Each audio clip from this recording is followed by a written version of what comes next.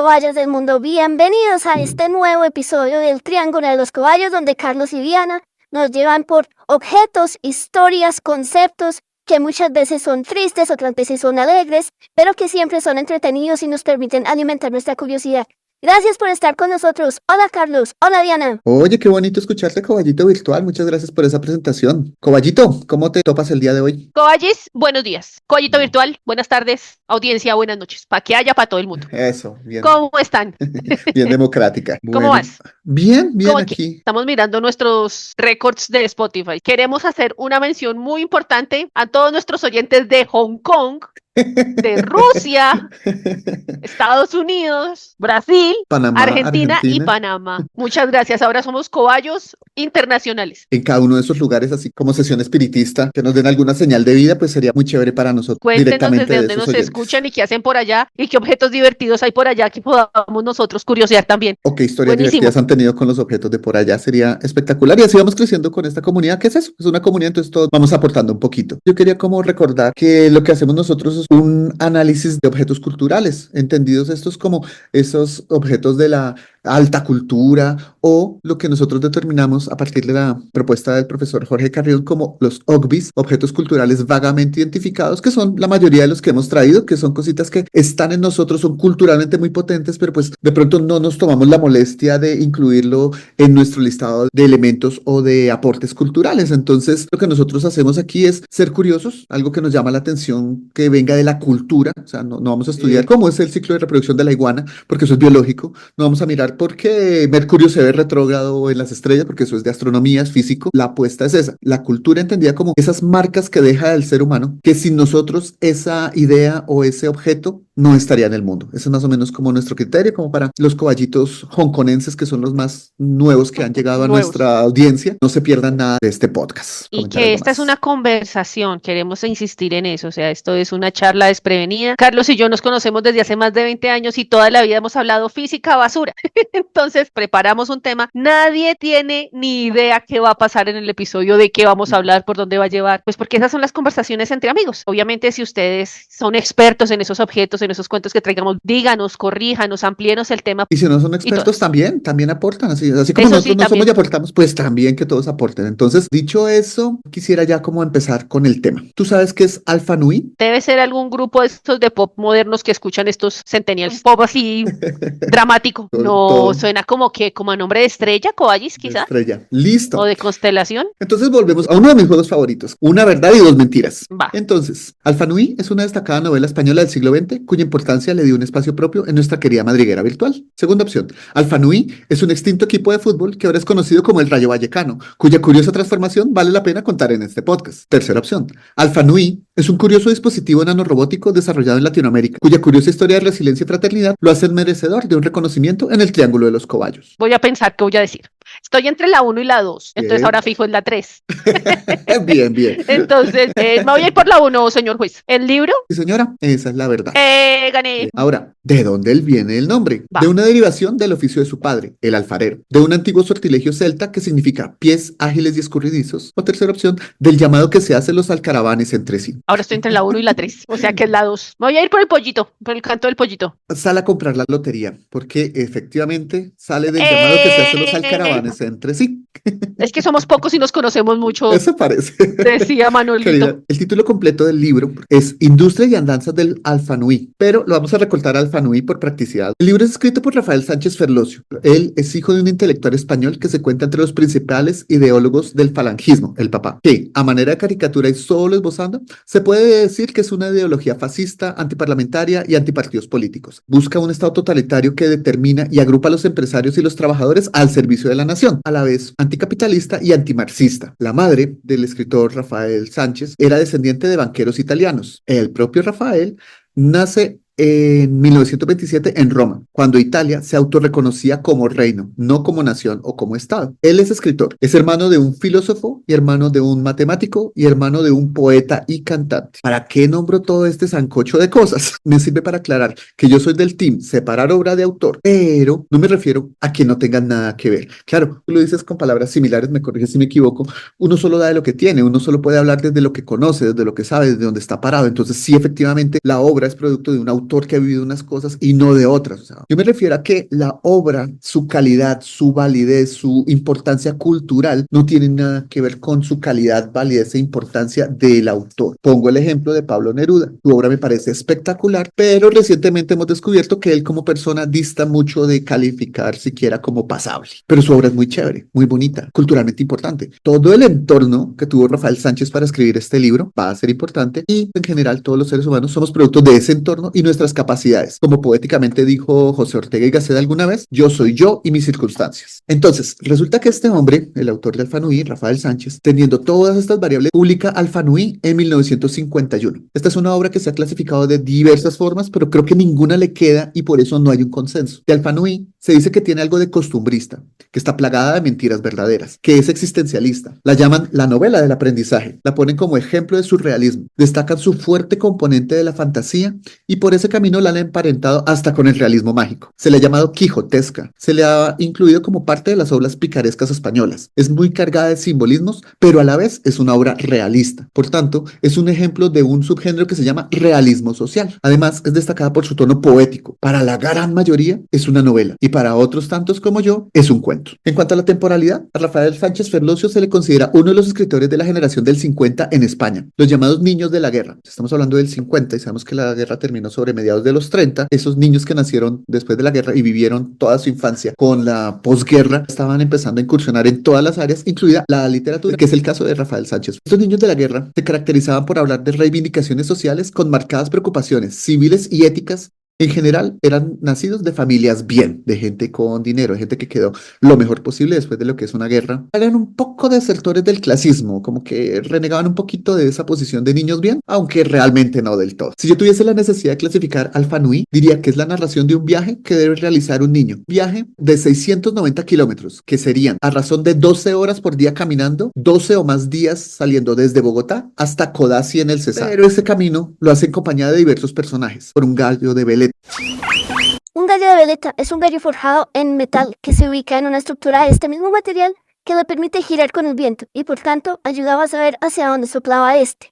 Usualmente se colocaba en la parte más alta de las casas. Por un gallo amarillo, por un cuidador de cangrejos y unos animales disecados, entre otros muchos personajes. La meta y objetivo final de ese viaje es encontrar a su abuela. En resumen, es un viaje Pokémon, cuyas batallas también son fantásticas de crecimiento personal, pero afrontadas por Alfanui sin apoyo de Pikachu o Charmander. La versión que yo leí es la que estaba disponible en mi casa, y ese libro pertenece a una colección que se llama Biblioteca Básica Salvat, que en muchas casas colombianas estuvo, que básicamente constaba de 100 libros y que estoy seguro que los que tenemos más de 30 años al menos los vimos, si no los tuvimos, al menos los vimos en algún momento. Son unos libros de tapa blanda, corrugada. El primer tomo de esos libros es La tía Tula, de Miguel de Unamuno, y el 100 es la historia de la pintura española de Enrique Lafuente Ferrari. En la parte superior derecha siempre aparecía el número del libro dentro de la colección. Alfanui, por ejemplo, era el 73, y hacia abajo encontrábamos una delgada línea horizontal de lado a lado. Bajo esa línea encontramos el título del libro, y un poquito más abajo el nombre del autor, y bajo ese nombre un cuadro perfecto, casi siempre de color naranja, como en el caso de Alfanui, y en la parte inferior derecha de ese cuadro, en letras negras, la descripción Biblioteca Básica, y en color blanco la palabra Salvat. Bajo el cuadro había otra línea horizontal delgada y listo. Ese era el estilo para toda la colección. De las diversas publicaciones hay muchísimas portadas, obviamente, pero lo que más se repite en las portadas son niños, dibujados niños de diversas maneras, gallos, porque son personajes importantes, y un gallo de veleta. Incluso aparece alguna vez un caballito, tipo marionetas de sombras. Paso entonces a citar los personajes más llamativos y su función en la obra, a ver si alguien se anima a acercarse a este texto que es tan inclasificable como enriquecedor. Primero, los animales disecados que cobran vida, que establecen la posibilidad de la magia en el relato. Al estar disecados pero vuelven a la vida, simbolizan el ver más allá de la superficie de las cosas, porque trabajamos bajo su piel, incluso más allá de la superficie de las personas, y por sus imprecisas procedencias poseen una gran sabiduría que le van dando al Fanui y aportando así en su proceso de crecimiento una refinación personal. Es decir, no estaba Pikachu, pero estaban los animales disecados. También nos confronta con la muerte y lo perecedero con un ingenio y creatividad de niño, porque el protagonista es un niño. La verdad no me acordaba, pero creo que de la lectura de este libro que le hice terminando la adolescencia, creo que me viene gusto por la taxidermia que aparece en el capítulo de las profesiones. Otro personaje obviamente es Alfanui, el protagonista. Él aprende de colores como un tema importante que refiere a la multiplicidad de la vida y el trabajo duro y su recompensa, e incluso sobre la vida y la muerte. Los colores son un tema muy importante al principio del libro, de lo primero que ve Alfanui, y eso mira que también lo liga al triángulo de los caballos del capítulo de los colores. El niño pasa de una mirada curiosa a la filosofía filosófica y finalmente se va apasionando por la vida, a pesar de haber arrancado con la muerte, porque de los primeros personajes es el taxidermista y los animales disecados. El viaje que realiza el niño es simbólico porque aprende mucho de sí mismo. Es una invitación al autoconocimiento, a aceptar cambios y adaptarse y a tener la mente abierta. El caballo de cartón es un personaje que habla de la hermosura, de la ternura, de la infancia, en cierta forma de cómo se va despidiendo uno de la infancia, que me parece también que lo hemos tratado en otros capítulos. Asimismo, este caballito de cartón es el puente entre la magia y la vida,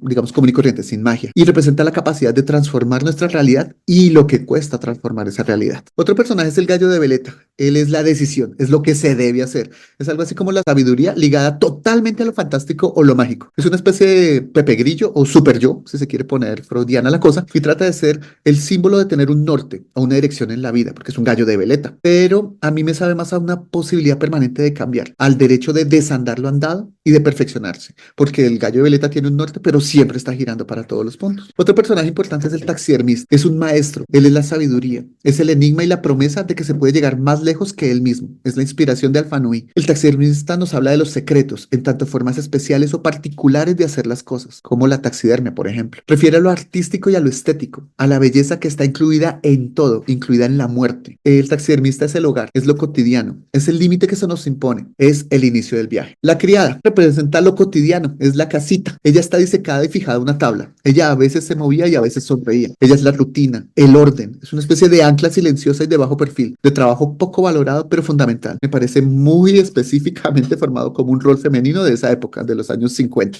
La abuela de Alfanui es el misterio. El gallo amarillo es el enigma. Los hermanos del gallo son la violencia. El hombre que cuidaba a los cangrejos es la soledad. La señora de los paraguas es la excentricidad. El padre de Alfanui es el pragmatismo. La madre de Alfanui es la afabilidad. El ciego es la sabiduría. La mujer de la venta es la hospitalidad. El hombre de la feria es el engaño. Como Rafael Sánchez Ferlosio principalmente es ensayista, la recomendación literaria que hago, además de Alfanui, obviamente, que es el libro como objeto cultural que traigo, se llama Huertiopi, que es la primera línea del teclado de un computador.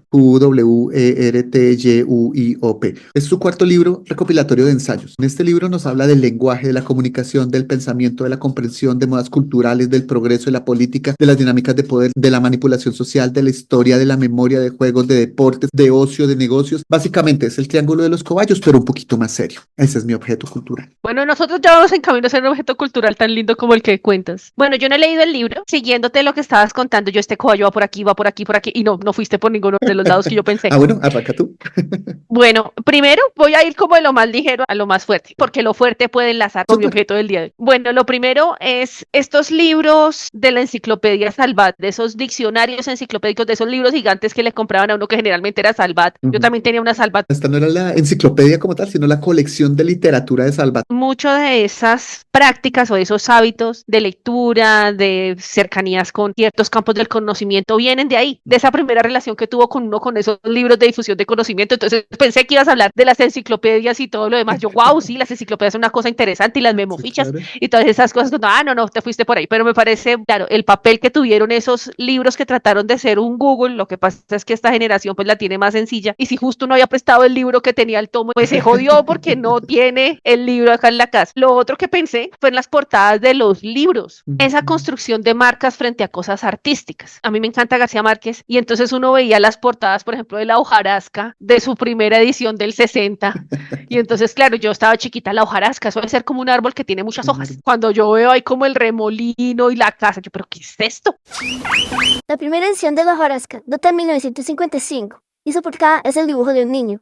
Como dato curioso, un ejemplar de esta edición, en condiciones apenas aceptables, se subastó en enero de 2022 aquí en Colombia por un valor de 3.800.000 pesos, unos $897 de ese momento. Ese ilustrador que pensaba de la vida. Entonces también me fui por un lado de la portada, y esas portadas que tienen tantos personajes. De ese libro, ¿de cuándo es, Cobayo? El 69, si no estoy mal. Claro. Como ya se dijo, Alfanui es publicado por primera vez en 1951. Aquí Carlos se refiere a la edición de la Biblioteca Básica Salvat, que efectivamente es de 1969. Entonces esas ilustraciones aún eran ilustraciones a mano. Pero luego me agarré del otro tema que planteas, esa caracterización de los personajes, cómo un personaje de libro se volvió un objeto social. Frodo es un objeto social y es un personaje de libro. ¿Objeto social o objeto cultural estás diciendo? Objeto cultural, perdona. Ah, ok, ¿Cómo se ok, volvió ok. objeto cultural? Un objeto cultural, sí, Ok. encarna unas cosas, y me parece parece muy bonita la descripción que haces y me pareció muy curioso. La veleta es la sabiduría. Cuando uno la veleta, esa vaina va por donde va y por donde diga, pero si uno se pone en el sentido budista, pues hasta razón tiene de no negarse a la echa un realidad punto, y vivir con ella, y eso es más sabio que cualquier cosa. claro, Y el último, el tema del realismo social. Debe ser una corriente de correcto. literatura. Obviamente no soy experta, pero me llama la atención muchas cosas. Esa relación que tú y yo estamos en puntos distintos de si relación obra-creador, para ti Sí, sí, obra y sí, creador son sí, sí, sí, separadas, para mí obra y creador van unidos. sí, Pero quería llevarlo sobre el lado de no hay ninguna obra de ningún tipo, ningún producto cultural, social, humano, que no sea resultado del momento histórico que vive y del lugar geográfico en el que se desarrolla. Porque obviamente cuántas obras tenemos en el mundo que son anónimas. El sí, Cantar del Mío Cid, que es la primera sí, que me ajá. acuerdo, pues hoy ya tú no te puedes ubicar sino por allá en España, en el mundo de los caballeros entre 1000 y 1200, o sea, es ahí porque no te lo imaginas en Japón ni en Tangamandapio, o Claro, sea, claro. El de ahí, Marcolfo que yo te contaba alguna vez. O sea, eso es totalmente medieval, europeo, de las cortes, aunque no se sabe quién lo escriba.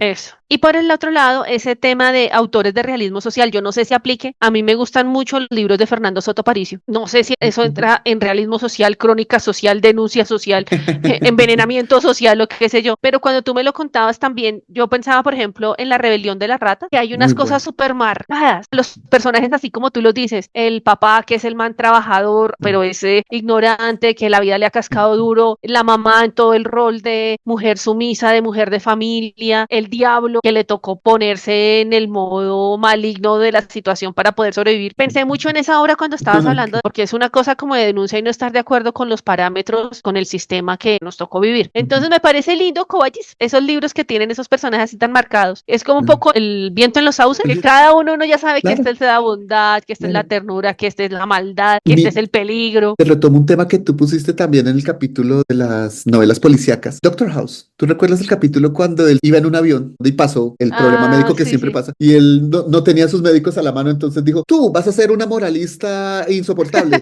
tú vas a Sí. ser una persona que no le Vas a importa, criticar todo lo vas a que yo criticar todo lo digo. que yo diga, y tú Digo, sí. vas a decir que todo lo que yo diga está bien, pero buscas, no sé qué. El capítulo es el número 18 de la tercera temporada, que se nombró en Latinoamérica como Transmisión Aérea, emitido originalmente en 2007 con el nombre Airborne. O sea, tan caracterizados estaban. Son eso, son como ciertos paradigmas que nos funcionan para podernos sentir más tranquilos en el mundo, saber que el malo es malo, que el feo es feo, que el pobre es pobre. De Y a acuerdo. partir de eso es que hay un personaje que puede empezar a girar sobre todos esos, o a cuestionar, o a ir de uno a otro. Y ahí está el cuestionamiento social fuerte que tiene cada obra. Entonces, entre más marcados, más interesante la cosa. Entonces ahora viene la vuelta que hay que dar para entrelazar los dos, pero me voy a quedar con algo cercano y no es un realismo social, pero vamos a decir que el objeto que traigo es un principio de realidad social contemporánea. ¡Qué kantiana! ¿Quién sabe si Kant haya tenido de eso? Es Bueno, vamos a probable que verlo. no. La primera pista. No Kant creo no que tú. Kant haya tenido. Listo, Bueno, pero bien, vamos por esas pistas. listo. Todos nuestros oyentes tienen. Tiene. Y cuando Ok. se pierde, es una mamera, es una desgracia, no es algo grave. Si se pierde y queda en malas manos, es un problema. Es una entelequia material, o sea, en últimas es o qué. Pero es Y una representación de la institucionalidad, del Estado-nación, por decirlo de alguna manera, de un principio de nacionalidades. si es lo que ¿Qué se creo te que ocurre? es, ahora también es virtual y es el documento de identidad, una cédula. Muy bien, Coa. Cédulas de ciudadanía y del componente que hace que uno tenga cédula de ciudadanía, que es la mayoría de edad. Yo no veo los perritos, las vaquitas, uno podría decir que las aves sí. Venga, usted ya puede mantenerse solo, tome su patada y vuele y consiga sus gusanos. Voy a mezclar un poco las cosas porque hay unos temas así como muy concretos, pero hay otros que están ahí como revueltos. Entonces hablamos de documentos de identidad, cédulas de identidad, tarjetas de identidad, cédulas de ciudadanía, documento nacional de identidad, tarjeta, pasaporte, carnet de identidad y sus derivados, porque para eso la creatividad del funcionario que quiere engarzar a las otras pobres criaturas en la No tiene burocracia fin. no tiene límite. Mejor dicho, Kafka Pero se quedó cortico.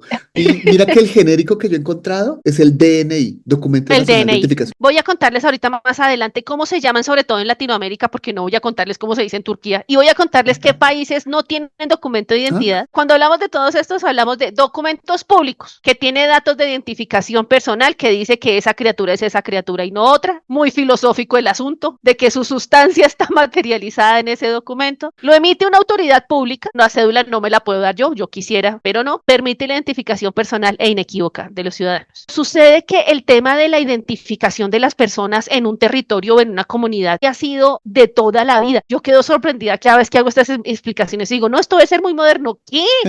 De verdad que Diana Uribe es una historiadora que yo admiro y dice que nosotros somos neolíticos modernos, o sea que lo que hicimos fue organizar mejor la cueva, cazar y multiplicar lo que cazamos y guardar mejor la recolección, porque yo digo, no, eso las cédulas de ciudadanía son nuevas. Pues imagínate que se han encontrado joyas o artículos decorativos en Sudáfrica, en Argelia y en Israel que tienen más de 50.000 años. En la joya lo que se ponía era como algún tipo de clasificación de color, de talla, que podía hablar uno, de la riqueza, los vínculos familiares y a qué lugar pertenecía. Algunas que esas joyas podían ser similares a las placas que le ponen a los chicos soldados o la que le pone hoy uno a las mascoticas, como con las alertas médicas. También se ha encontrado en Europa y en Egipto que otra manera de declarar esa identidad en una comunidad eran los tatuajes. Si tú te tatuabas de cierta manera, de una vez la gente te identificaba como, esta criatura es hija de no sé quién, vive en esta comunidad y se dedica a tal cosa. Entonces, joyas y tatuajes, que son objetos transculturales, transgeográficos, pues ahora son transhistóricos porque imagínate, existen de todo el tiempo y tenían ese fin particular. Estos documentos gubernamentales modernos, su objetivo, su razón de ser, es la misma que la que tenían hace 50.000 años de decir quién es ese animalito, de quién es y para dónde va. Pero sucede que esa declaración de la mayoría de edad, que ahora se hace con un documento, que en algún momento se hizo con la joya o con el tatuaje, tiene que ver con un algo más delicado y más sensible todavía, que son los ritos de transición a la adultez, que son comunes y frecuentes en muchas culturas, sobre todo para los chicos, porque pues a las niñas sencillamente usted ya menstrua, ya está en edad de procrear, y si no menstrua incluso todavía no importa, se la entregamos al que se la vaya a casar, y cuando menstrue pues empieza a tener hijitos y a declararse mayor de edad, cosa bien horrible. Quiero hablar un poco de esos ritos que encontré. Una tribu Buzuco en África habla de la circuncisión a los muchachos entre los 12 y los 13 años, los circuncidan, les cantan una canción de circuncisión, tome a ver sus vacas y haga su vida aparte porque usted ya es grande. Hay unas prácticas de demostración de fuerza, de competencia, para manifestar la hombría, la virilidad, y con base en eso pues tú ya puedes demostrar como chico que eres grande y fuerte y puedes cuidar un hogar. Eso pasa por demostraciones de fuerza, de lucha con otros muchachos, por ir a la guerra. Hay un tema bien interesante con la mayoría de edad del sistema de los gringos. Usted ya puede comprar armas e ir a matar. Vamos a hacer un recorrido así histórico veloz sobre esos rituales de mayoría de edad. Pues nuestros amigos los romanos declaraban la mayoría de edad de los chicos a los 14 años, de las chicas a los 14 años y de los chicos a los 16. Era una ceremonia pública que se llamaba el toga virilis, obviamente para los niños, porque las niñas no tenían posibilidad de ser ciudadanas. Esa declaración de mayoría de edad solamente era para los hijos de los ciudadanos y los patricios, porque el resto pues ¿para qué? Donde los muchachos les ponían una toga y decían usted ya es grande, ya es ciudadano y es maduro. En el caso de las niñas hay dos muy marcadas que me caen regordas, que son la celebración de los 15 años en toda América Latina, bueno, en la mayoría de países de América Latina, que me parece una feria de ganado horrible. A las niñas en cobayas que les encantó sus 15 años, me alegro de verdad que lo hayan disfrutado, me parece una cosa horrible. Tiene que ver con esa mezcla de la tradición indígena y española, de la transición de la niña a mujer que ya está en posibilidad de tener pareja y procrear una familia. Antes era un rito que incluía una misa, había una fiesta, la chica se presentaba en sociedad y decía esta ya es una mujer grande. Parecido ocurría con las debutantes en la alta sociedad en Europa y América del Norte, donde las chicas de alta sociedad se presentaban en sociedad, en fiestas, en cosas muy suntuosas, que simbolizaba lo mismo. Esta criatura hembra ya está disponible para el matrimonio, merece o no merece X o Y marido. La otra, los bar y los bat mitzvah de la tradición judía, el bar mitzvah para los chicos, el bat mitzvah para las chicas, donde entre los 13 años para los chicos, 12 años para las niñas, siguen declarándolas a ellas adultas a edades más tempranas. Son un rito de paso. Lo que me parece bonito de esta es que no es solamente un adulto, sino que es un adulto que ya va a tener responsabilidades con su comunidad. Entonces, venga, usted ya tiene posibilidad de usar su palabra para sus estudios y de sus ritos religiosos, pero usted ya puede acompañar a otras personas a hacer otras tareas. Tiene que haber un tema más comunitario. En Escocia hay una tradición que se llama el Coming of Age, que se celebra a los 21 años. Se remonta a una práctica de la edad medieval, cuando los muchachos tenían que hacer una demostración de fuerza, de virilidad, de valía y de sus capacidades ante la familia y la comunidad. Luego se hacía una fiesta, se hacía una comida y se le entregaba un anillo de mayoría. El Imperio Inca también tenía una ley de mayores. A los 16 años se enviaban a una ceremonia donde los muchachos tenían que demostrar si sabían agricultura, si sabían pelear, si estaban aptos para la guerra o si sabían hacer artesanía según el rol que tuvieran en la sociedad. O sea, demuestre que usted ya puede ser un ser productivo en nuestra comunidad a partir del rol que se le haya asignado. Son prácticas en diferentes condiciones. Traigo el rito de los Satere Maué, que es una comunidad que está en la región amazónica de Brasil. Celebra el paso a la adultez cuando los chicos cumplen 13 años mediante un rito que se llama el rito de iniciación de las hormigas bala. La tradición es que los niños salen a buscar hormigas bala en las selvas. Imagínate cómo serán de queridas las benditas hormigas que les llaman hormigas bala. Van y buscanlas a las señoras hormigas. Luego, el líder de la tribu sumerge a las hormiguitas en unas hierbas para sedarlas y las meten en una especie de guantes para que una hora más tarde, cuando las hormigas se han despertado y se han despertado bien rabonas, los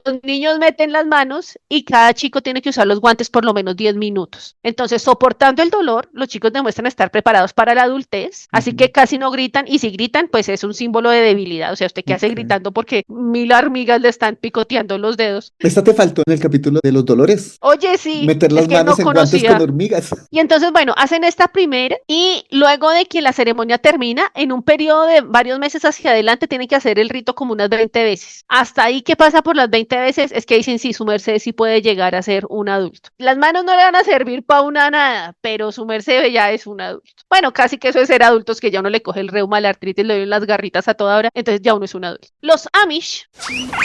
Los Amish son un grupo étnico religioso de origen suizo-alemán que defienden el estilo de vida sencillo y apartado de la tecnología. Hacen un rito que se llama el Rumspringa. Los chicos cumplen los 16 años y lo que hacen es pasar un fin de semana lejos de la familia sin ninguna supervisión para que hagan lo que quieren, para que conozcan cómo funciona el mundo más allá de las fronteras de su cultura y de su crianza. De manera que cuando regresa a la comunidad le dicen, eso es lo que hay afuera y esto es lo que hay aquí. Si usted se va a quedar aquí, es su decisión. Un acercamiento de responsabilidad bien interesante, pero qué lástima que no lo hagan con las chicas también. Sí, claro. Los que regresan y dicen, oiga, ¿sabe qué? Si yo de verdad me identifico con estas prácticas de aquí, trabajar de esta manera, lo que vi allá no me gustó, no me... Entonces los bautizan, los vuelven miembros de la iglesia y se celebra el fin del Rumspringa. Este concepto de adultez no es nueva, sí existe esa transición. Lo que pasa es que en nuestro mundo occidental los términos jurídicos, biológicos y psicológicos nos ponen a determinarlo a través de unas variables un poco más concretas y pues con unos principios más científicos. En las comunidades sí existía el tema de, venga, usted ya tiene que asumir unas responsabilidades y hacerse un miembro activo, juicioso de la comunidad en la que se encuentra. En nuestro mundo occidental, ese tema tiene que ver con 3 cosas fuertemente. Primero, trabajo. Segundo, guerra. Y tercero, votación. Entonces, usted es adulto para eso. Usted es adulto para trabajar, después de todo el movimiento obrero en el que efectivamente los niños no tenían que trabajar, sino que si podían trabajar, tenían que recibir salario, dejaban de ser esclavos chiquitos. El de la guerra, que es lo que pasa con los gringos. Si a los 18 años ya es un hombre para ir a matar a otro cristiano, pero donde se tome una cerveza, va para la cárcel. Se va preso, va para preso porque usted no puede beber. Usted solo puede matar gente. Absurdo. La votación. Entonces usted ya es una persona que hace parte de la comunidad, entonces usted puede votar. Naturalmente, pues ahí hay un debate que no vamos a entrar aquí, y son obviamente todas esas condiciones biológicas,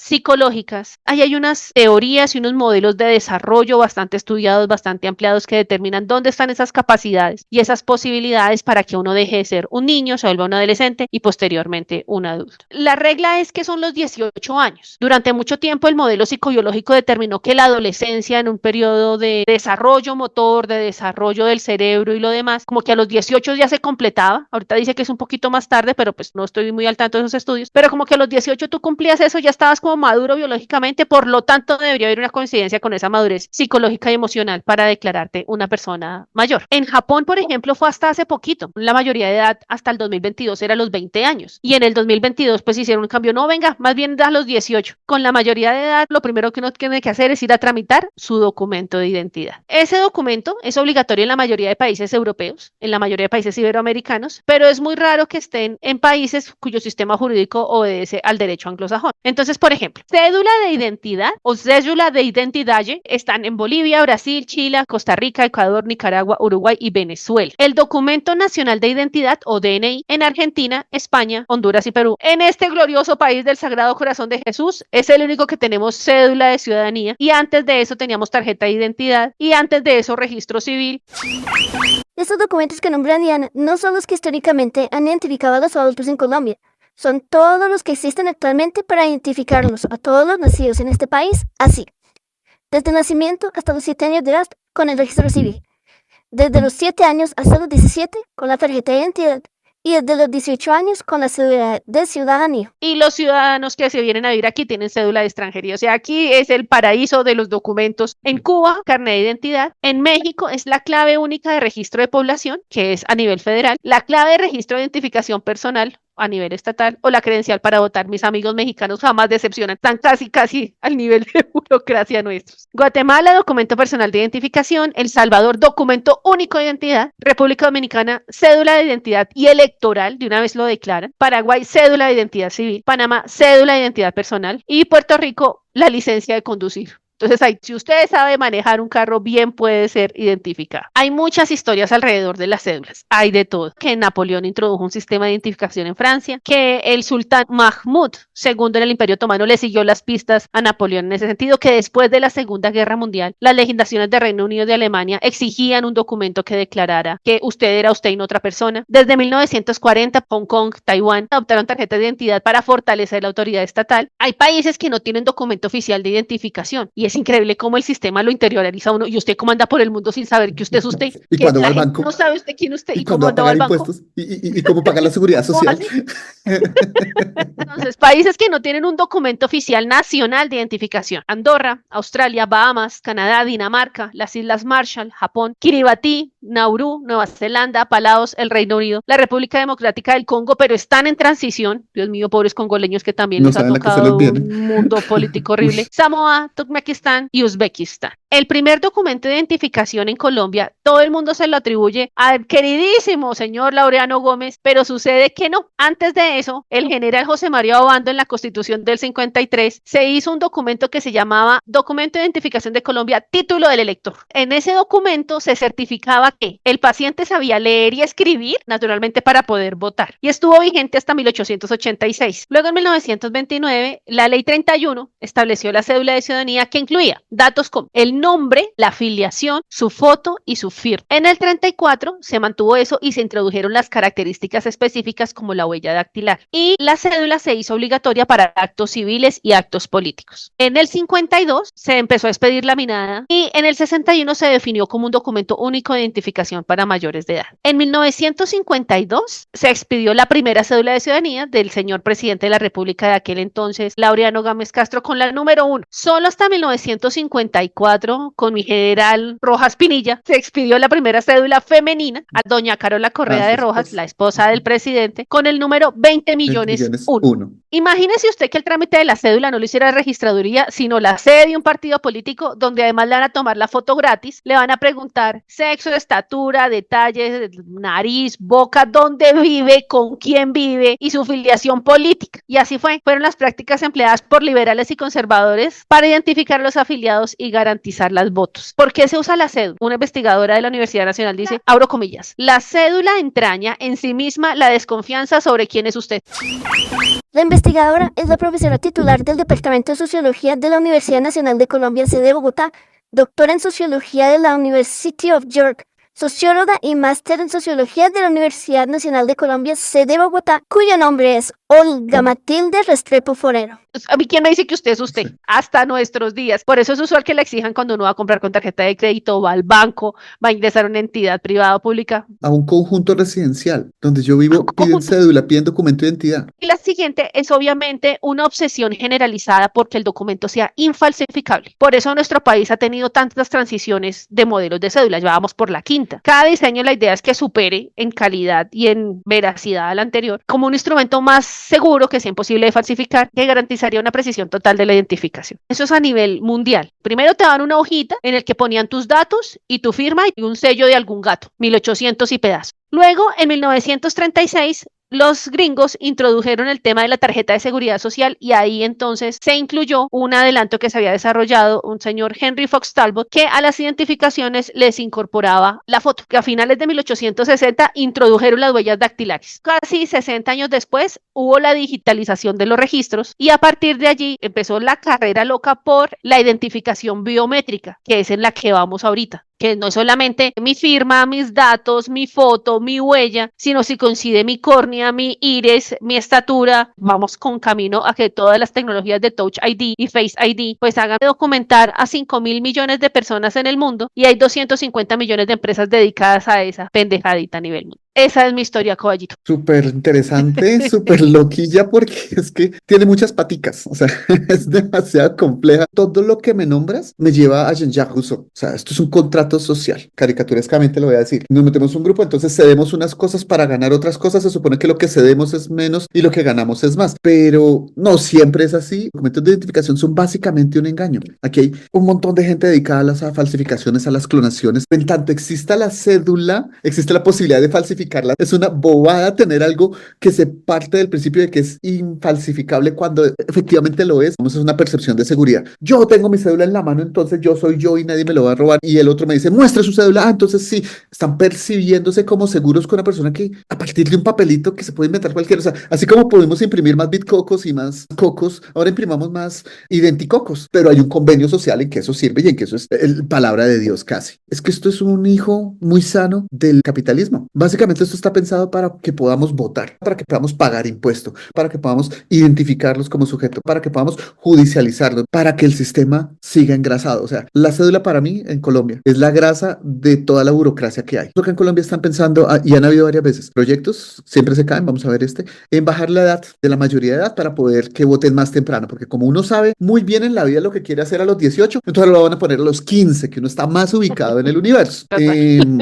Lo que yo he encontrado últimamente habla más como de una madurez biológica total por ahí los 21. En eso van porque también estos estudios cambian, como tú bien aclaraste. Pero es que resulta que esta vaina no es solo biológica, es gran parte cultural y por eso está en el triángulo de los cobayos. Ahí nace la figura de los notarios públicos y demás personas que dan fe. Óyeme esto, hay una persona que puede mejor que yo, dice que soy yo. No, pues que esto papel dice que soy yo. ¿Y quién lo firmó? Pues es que ¿qué importa? Es que yo soy yo. No, es que hay un notario que lo tiene que firmar.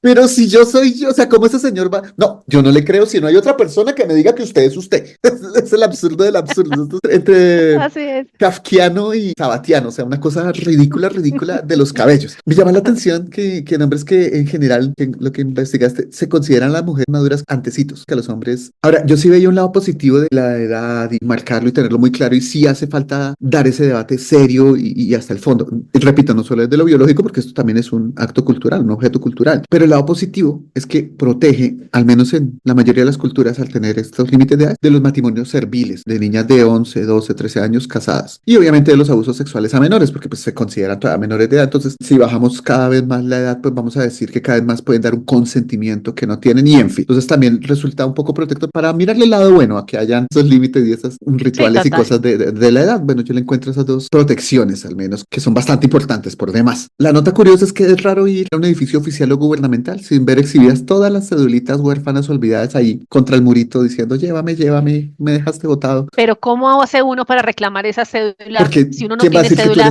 para decir que uno es uno y que esa cédula es mía? Es un sentido muy existencialista el que nuestros dirigentes, en los que los precursores del establecimiento político pensaron. Venga, vamos a hacer que la gente reflexione en quién es cada quien cuando vayan a usar la cédula. Que se encuentre a sí mismo y diga ¿qué soy? ¿Quién soy yo y qué hago aquí? ¿Quién soy? Porque son las dos preguntas que te van a hacer. ¿Usted quién es y a qué viene? Entonces, con la cédula, ¿quién soy? ¿Usted quién es y qué hace aquí?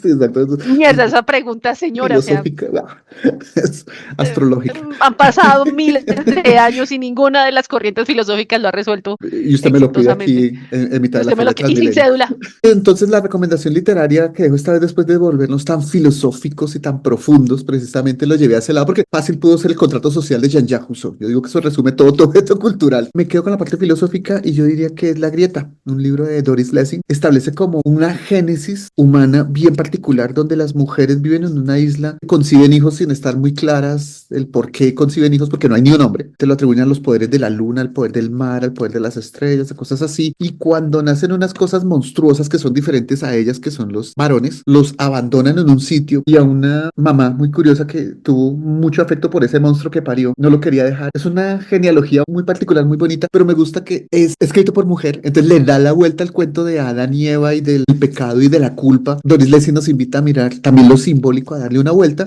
Y yo los invito entonces, no tiene que ver, pero me lo recordó, a ver el capítulo de Muerte por Snusnu de Futurama.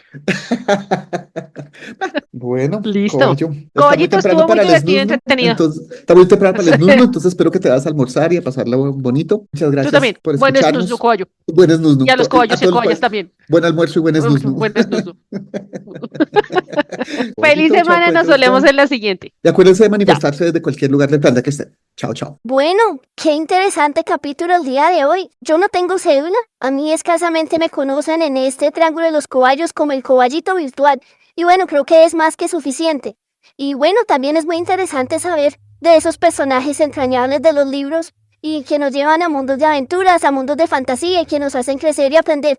Así como este episodio del Triángulo de los Cobayos. Qué bueno escucharnos a todos, qué bueno estar aquí juntos. Nos vemos en la siguiente.